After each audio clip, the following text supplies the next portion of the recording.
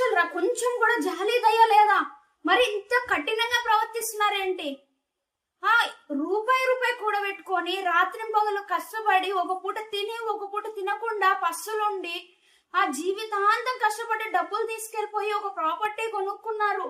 వాళ్ళు అక్కడ ఇల్లు కట్టుకున్నారు. వాళ్ళ లైఫ్ అది. అలాంటి లైఫ్ ని ఒక్క సెకండ్ లో స్పాయిల్ చేసేస్తున్నారు మీరు. కనీసం నోటీసులు కూడా ఇవ్వకుండా వాళ్ళ ఇల్లుని ఆ రకంగా కూల్చేస్తున్నారేంటి? ఎంత మంది లైఫ్ స్పాయిల్ అయిపోయింది. హైడ్రా పేరుతోటి ఇల్లులు ఆ రకంగా కూల్చేస్తున్నారు. ఓకే, మీరు చేసేది మంచి పనే, కాదనట్లేదు. అట్లీస్ట్ నోటీసులు ఇవ్వాలి కదా. కాన్సెప్ట్ మీరు చేసే మంచి పనిని పక్కన పెడితే ఎంత మంది లైఫ్స్ స్పాయిల్ అయిపోతున్నాయి అక్కడ. మీకు అర్థమవుతుందా?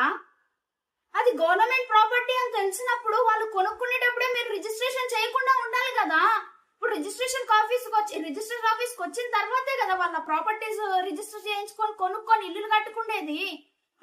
ల్యాండ్ రిజిస్ట్రేషన్ అప్పుడు అది గవర్నమెంట్ ప్రాపర్టీ అని మీకు తెలీదా? మీరు ఎలా ఇచ్చారు గవర్నమెంట్ ప్రాపర్టీని? సరే ఓకే, ఇచ్చారు. ఇల్లులు కట్టుకునేటప్పుడు తెలీదా అది గవర్నమెంట్ ప్రాపర్టీ అని? మీరు పర్మిషన్స్ ఎలా ఇచ్చారు ఇల్లులు కట్టుకోవడానికి? ఎంతో మంది ఈఎంఐలు పెట్టుకొని లోన్లు పెట్టుకొని ప్రతి బ్యాంకు చుట్టూ తిరగకుండా ఆ బ్యాంకులలో లోన్లు తెచ్చుకొని ఇల్లులు కట్టుకున్నారు. అలాంటి వాళ్ళ పరిస్థితి ఏంటి? లోన్లు ఇచ్చేటప్పుడు తెలీదా అది గవర్నమెంట్ ప్రాపర్టీ అని? బఫర్ జోన్ లో ఉంది, ఎఫ్టిఎల్ ప్రకారంగా ఉంది అది అని అప్పుడు తెలీదా మీకు? ఇప్పుడు హైడ్రాని కూల్చేస్తున్నారే. ఇప్పుడు హైడ్రా అని తెలిసింది, ఆ ఏరియాలో కట్టకూడదని తెలిసిందని కూల్చేస్తున్నప్పుడు అప్పుడు తెలీదా? అప్పుడు మింగాల్సిన డబ్బులన్నీ మింగారు.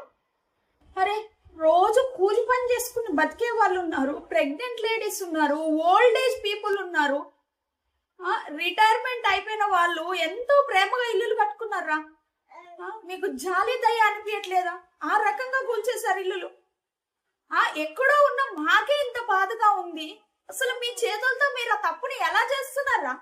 సరే, మీరు చేసేది కరెక్టే, ఒప్పుకుంటాం. అట్లీస్ట్ వాళ్ళకి ఏదైనా ఆల్టర్నేట్ సోర్స్ చూపించాలి కదా. నడి రోడ్డు మీదకి నెట్టేశారు వాళ్ళ లైఫ్స్. ఒక్కొక్క ఇటుక ఎంత అందంగా వాళ్ళ చెమటోర్చుకొని సంపాదించుకున్న డబ్బులతో కట్టుకున్న డ్రీమ్ హౌసెస్ అవన్నీ. ఒక్క క్షణం రోడ్డు మీదకి లాగేశారు కదా వాళ్ళ బతుకులన్నీ. వాళ్ళు కొనుక్కున్న ప్రతి సామాను ఎంత విలువ, ఎంత కాయా కష్టం చేసుకొని కొనుక్కున్నారు ప్రేమతో.